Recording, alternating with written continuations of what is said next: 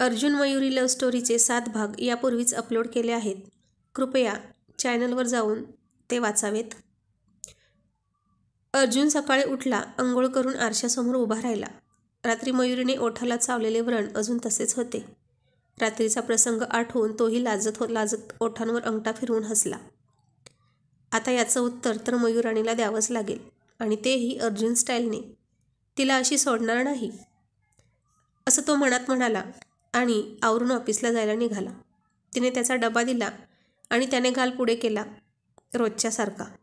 का हो, आज ओठांवर किस नको का? आता माझे ओठ बिचारे घाबरायला लागलेत तुला. आज इथेच दे, आणि आता इथेही चावू नकोस, नाहीतर मला जागाच शिल्लक राहायची नाही किस घेण्यासाठी. तिने हसत हसतच त्याच्या गालावर किस केला.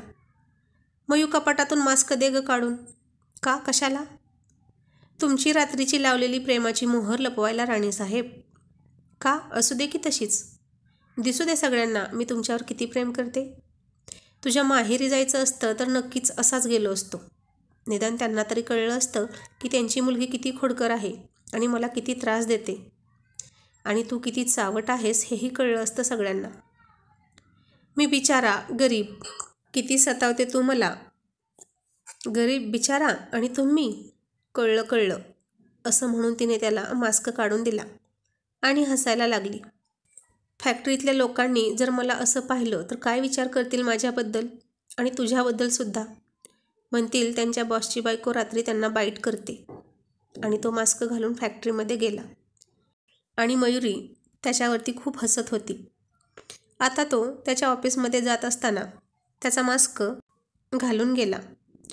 तो त्याच्या ऑफिसमध्ये जात असताना त्याचा मास्क पाहून, सर आजारी आहात का? सर्दी झाली आहे का? ॲलर्जी आहे का? असे बरेचसे प्रश्न त्याला विचारले. तो सर्वांना नाही म्हणत होता. मग हे मास्क का घातला आहे? धुळीची ॲलर्जी आहे म्हणून घातला आहे, अशी त्याने थाप मारली. सगळेजण त्याला इतक्या हक्कानं आणि प्रेमाने मोकळेपणाने प्रश्न विचारत होते, कारण अर्जुन फॅक्टरीतलं वातावरण नेहमी हसतं-खेळतं ठेवतो. नोकर मालक असा भेदभाव तो तिथे करतच नाही. सर्वांना समान वागणूक देतो. सगळेजण त्याला आपला मुलगा भाऊ म्हणायचे आणि त्याच्यावरती प्रेम करायचे. तोही सर्वांचा आदर करायचा. तो त्याच्या केबिनमध्ये मास्क काढून बसला होता आणि त्याला एक अर्जंट फोन आला आणि फोनवर बोलत बोलत तो तसाच केबिनच्या बाहेर आला. मास्क घालायला नेमका विसरला. सर्वजण त्याच्याकडे बघून गालातल्या गालात तोंडाला हात लावून हसत होते. तो जसा जसा पुढे जाईल तसा तसा प्रत्येकजण त्याच्याकडे हसून बघून हसत होता. बायका तर लाजून तोंड लपवून पळत होत्या. त्याला काहीच कळेना की आज हे सगळे असे का वागत आहेत. मग त्याचा सेक्रेटरी त्याच्याजवळ आला आणि तोही हसायला लागला. काय झालं, आता तुम्ही का हसताय? आणि हे सगळे सुद्धा का हसत आहेत माकड पाहिल्यासारखं?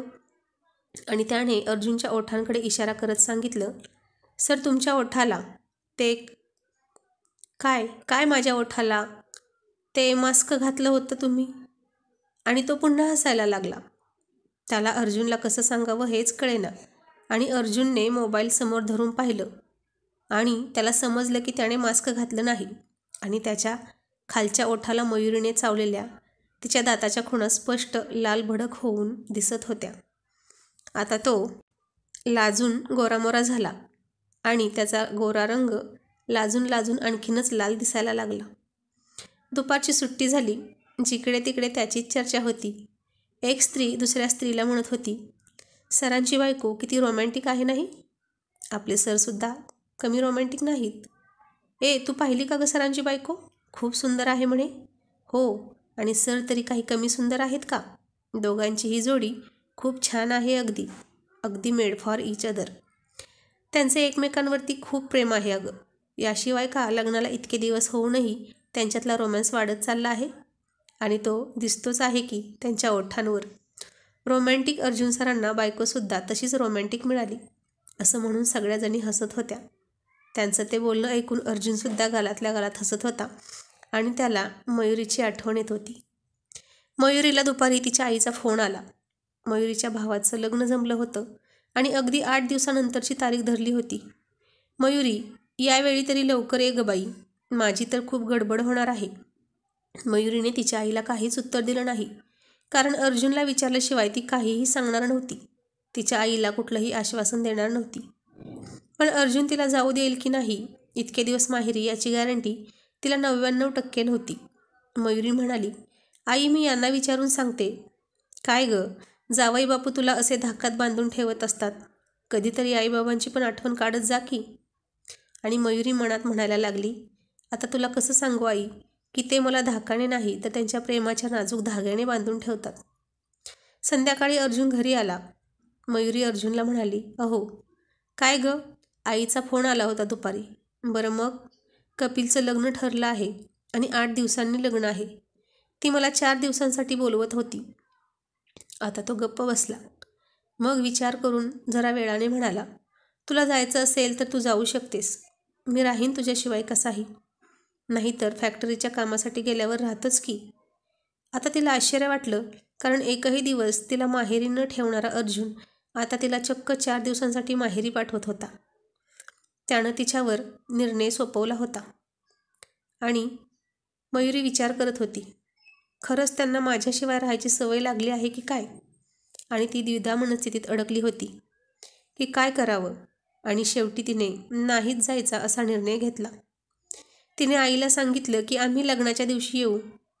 हे ऐकून अर्जुनला मात्र खूप छान वाटत होतं. माहेर म्हटलं की स्त्रियांचा हळवा कोपरा. लगेच टचकन डोळ्यात पाणी येतं त्यांच्या. माहेरी जाऊ नको म्हटलं की स्त्रिया किती भांडतात. पण मयुरीने फर्स्ट प्रेफरन्स त्याला दिला होता. दुसऱ्या दिवशी तो तिला म्हणाला, चल मयू, आपण तुझ्यासाठी काही दागिने घेऊया. लग्न झाल्यापासून तू कधीच काहीच मागितलं नाहीस, कुठलाच हट्ट नाही केला. इतर बायका बघ नवऱ्याला श्वाससुद्धा घेऊ देत नाहीत. किती मागण्या असतात त्यांच्या, बाप रे. मला नको दागिने, जे आहेत ते पुरेसे आहेत. अगं काय सांगू तुला, माझ्या मित्राची बायको तर दर आठवड्याला नवी साडी आणि महिन्याला नवीन दागिना घेते. बिचारा सारखा रडत असतो माझ्यापाशी. त्या बाबतीत मी अगदी सुखी आहे बाबा. माझी बायको हट्टी नाही. हां, फक्त एकाच गोष्टीचा हट्ट करायला लागली म्हणजे कोणाचंच ऐकत नाही ती, अगदी स्वतःचं सुद्धा. असं तो तिच्याजवळ जात तिला मिठी मारत सावटपणे म्हणाला. इश्य, ती लाजली. ए मयू, चल लवकर जाऊन येऊया. नको हो, खरंच मला काही नको. का गं, तुम्हीच माझा दागिने आहात. मला इतर दागिन्यांची आवश्यकता नाही. अगं लग्नात तुझ्या बहिणी दागिने घालून मिरवतील आणि तू इतक्या कमी दागिन्यात कशी दिसशील सांग बरं. त्यांनी किती पण दागिने घालून मिरवू दे, पण तुम्ही जेव्हा माझ्यासोबत असाल, माझ्या बाजूला उभे असाल, तेव्हा मी जगातली सर्वात सुंदर स्त्री दिसेल, बघाच तुम्ही. आता या तिच्या बोलण्यावर काय बोलावं हे अर्जुनला समजेना. या वेळीला कसं समजावू. कधी कधी अशीच हृदयाला भिडणारी गोष्ट बोलून ती त्याला गप्प करायची आणि त्याचं मन पुन्हा पुन्हा जिंकायची. तरीही चल ग मयू, मला घ्यायचंच आहे. म्हणून नको नको ना, खरंच नको. आणि त्यानं तिला काही कळायच्या आतच अलगद मिठीत उचललं आणि गाडीत नेऊन ठेवलं. आता हल्लीस तर माझी शपथ आहे हं तुला. त्याने त्याची शपथ घातली. आता ती काय बोलणार त्याच्यापुढे. तिचा नाईलाज झाला. दोघेही दागिन्यांच्या दुकानात गेले. तिथेही तोच पुढे पुढे करून तिच्या अंगावर दागिने घालून, हा नको, तो छान दिसतोय, जरा नाजूकच दाखवा, असं त्याचं चाललं होतं. ती आपली गप्प. त्याचा उत्साह पाहून तिचा चेहरा खुलला होता. दागिन्यांपेक्षा तो आनंद तिला जास्त महत्त्वाचा वाटत होता. दुकानातली सेल्स गर्लसुद्धा चकित झाली होती. अजबच जोडपं आहे ना हे. इथं आल्यावर बायका दागिन्यांसाठी नवऱ्याशी भांडलेल्या, रुसलेल्या, ऐनवेळी मोठा दागिना घेऊन नवऱ्याचं बजेट कोसळवणाऱ्या आणि त्यांची समजूत काढता काढता नाकी नऊ आलेले बिचारे नवरे आजपर्यंत त्यांनी पाहिले होते. पण इथं तर गोष्टच वेगळी होती. ती त्याला जास्त महागडा दागिना नको म्हणत होती आणि तो घे म्हणून मागे लागला होता. शेवटी त्यानं त्याच्याच मनासारखं केलं आणि एक हार तिच्यासाठी सिलेक्ट केला. खूप सुंदर दिसत होती मयुरी त्या हारामध्ये. अर्जुन म्हणाला, बापरे, हार थोडा जड आहे. माझी नाजूक बायको तर वाकूनच जाणार आहे यामुळे. आणि सेल्स गर्ल्स हसायला लागल्या. तुम्हाला सांगतो, येत नव्हती दुकानात, उचलून आणलंय मॅडमना. असंच सारखं उचलावं लागतं, ऐकतच नाही, हट्टी आहे. मयुरीला वाटलं मॉलमध्ये जसं लग्नाचा किस्सा त्या मुलाला सांगत बसले, तेही त्याच्या खांद्यावर हात ठेवून, तशी आता इथेही स्वारी सुरू होते की काय. म्हणून मग चला निघूया, झाली ना खरेदी, असं म्हणून त्याला बाहेर घेऊन आली. का गं, काय इतकी घाई करतेस घरी जाण्याची? तुला काही होतंय का? तुला काही हवंय का? असं तो तिच्या डोळ्यात बघत बघत हसत म्हणाला. चला, चावट कुठली? चावट मी का तू? तुझा चावटपणा सगळ्यांनी पाहिलाय माझ्या ओठांवर. आणि ती हसायला लागली. दोघांनी बाहेर कॉफी घेतली. मग त्याने तिच्यासाठी ग्रीन रेड कॉम्बिनेशन असलेली सुंदर साडी खरेदी केली. तिथेही तिचं नको नकोचाच पाडा चालू होता. पण त्यानं तिचं काही ऐकलं नाही. म्हणाला, बायकांचं सगळंच ऐकायचं नसतं असे माझे मित्र म्हणतात, त्यामुळे मीही तुझं आत्ता काहीही ऐकणार नाही. मग तीही गप्प बसली. आज अर्जुन रावांचाच हट्ट चालणार बहुतेक दिवसभर. ते दोघे आता घरी निघाले आणि जाताना वाटेत तिला खूप सारे गजरे दिसले. टवटवीत पांढरे शुभ्र, अबोलीचे नारंगी, मोगरा आणि अबोलीचे मिक्स असे खूप खूप गजरे तिला दिसले. आणि ती खूप आनंदाने, अय्या गजरे किती सुंदर आहेत ना, असं म्हणून धावत सुटली. त्यानं तिचा हात धरेपर्यंत तिथे पोहोचलीसुद्धा लहान मुलीसारखी. डोळे भरून ती गजरे पाहत होती. तिच्या चेहऱ्यावरचा आनंद पाहून तो मनात म्हणाला, ही पहा आमची वेडाबाई. सोन्याच्या दुकानात नेलं तर नको नको म्हणत होती. आणि शेवटी उचलून न्यावं लागलं मला हिला. आणि इथे हे गजरे पाहून धावत सुटली. मला विचारलं सुद्धा नाही. किती साधी आणि सरळ आहे माझी बायको. छोट्या छोट्या गोष्टीत खूप मोठा आनंद शोधते. इतर बायकांपेक्षा खूप वेगळी, खूप हटके. हटके अर्जुनरावांची हटके बायको मयुराणी. दुसऱ्या बायका सोनं साड्या यासाठी हट्ट करतात आणि माझी बायको फुलांसाठी. तो तिच्याजवळ गेला आणि तिच्यासाठी खूप सारे गजरे विकत घेतले. तेव्हापासून अर्जुन तिच्यासाठी नेहमी गजरा आणायचा. उद्या तिच्या भावाचं लग्न होतं, पण अजून ती माहेरी गेली नव्हती. तिची आई थोडीशी चिडली होती, पण ठीक आहे. तिने तिच्या मनाची समजूत घातली की आईला मी कसंही समजवेन. माझा आता लग्न झालं आहे, त्यामुळे माझ्यावर आधी माझ्या नवऱ्याचा हक्क, असं ती म्हणाली. जेवण झालं आणि ती मेहंदी काढत बसली. तो पुस्तक वाचत होता. तिने डाव्या हातावर मेहंदी काढली. मग त्याला म्हणाली, अहो, माझ्या उजव्या हातावर पण मेहंदी काढा ना. मला नाही जमणार त्या हातावर काढायला. मयू, अगं मला तरी कुठे येते मेहंदी काढता? शाळेत त्रिकोण, चौकोन, वर्तुळ, षटकोन, पंचकोन, अष्टकोन हे तर शिकलाच असाल ना. काहीही काढा, तुम्हाला जमेल तशी, पण हात तरी रंगवून टाका. नुसते गोल गोल काढा आणि बोटं रंगवा. मला दोन्ही हातावरती मेहंदी काढायला खूप आवडतं. प्लीज या ना. 11 वाजले होते. सगळीकडे शांतता होती. या शांत वातावरणाला साजेशी त्याने मोबाईलवर तिच्या आवडीची भावगीते लावली. चांदण्यात फिरताना, चांदण्यात फिरताना माझा धरलास हात. मी मज हरवून बसले ग, मी मज हरवून बसले ग, सखी मी मज हरवून बसले ग, मी मज हरवून बसले ग. तिला कधी काय आवडतं हे त्याला अगदी बरोबर माहीत होतं. तिला ती गाणी खूप आवडायची. भावगीते मनाला स्पर्श करून जातात आणि म्हणूनच तिचा स्वभावही तसाच होता. अगदी या भावगीतासारखा त्याच्या मनाला, हृदयाला स्पर्श करायचा. त्यानं तिचा उजवा हात हातात घेतला. तो आधी मन लावून बोटं रंगवत होता.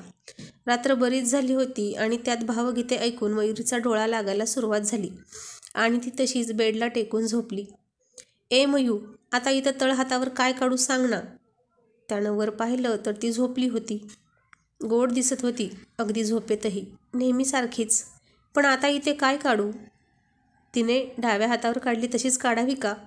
पण तिच्यासारखी इतकी सुंदर डिझाईन कुठे येते मला, असा तो विचार करत होता. विचार करता करता त्याने त्याचं बोट तोंडात घातलं आणि अर्जुनरावांना भन्नाट कल्पना सुचली. त्याच्या ओठांना चावून तिनं चावटपणा केला होता. तोच चावटपणा तो तिच्यासोबत करणार होता.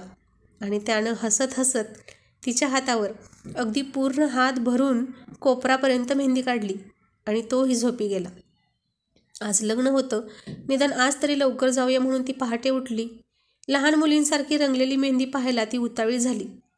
तिने हात धुतला आणि असे हातावरची मेहंदी पाहून ती खूप खूप लाजत हसतच येऊन त्याच्या अंगावर पडली. तो दचकून जागा झाला. काय हे असं करतात का? किती दुष्ट आहात तुम्ही, मी तुम्हाला मारेन हं, असं म्हणून ती लाज मिश्रित हसत हसत त्याच्या मिठीत शिरली. मग तोही खूप हसायला लागला, कारण त्याने तिच्या हातावर I love you Arjun, Arjun love Mayuri, love love only Arjun, I love you Mayuri असं सगळं हात भरून लिहिलं होतं, तेही अगदी कोपरापर्यंत. आणि तिच्या गोऱ्या हातावरती त्याची मेहंदी खूप रंगली होती त्याच्या नावाची. का असं केलं? आता मी लग्नाला कशी जाऊ? कशी म्हणजे? अशीच जा. मी मास्क घातलं, आता काय तू हातमोजे घालून जाशील का? तो तिची चेष्टा करत होता आणि गालातल्या गालात हसून तिची मज्जा घेत होता.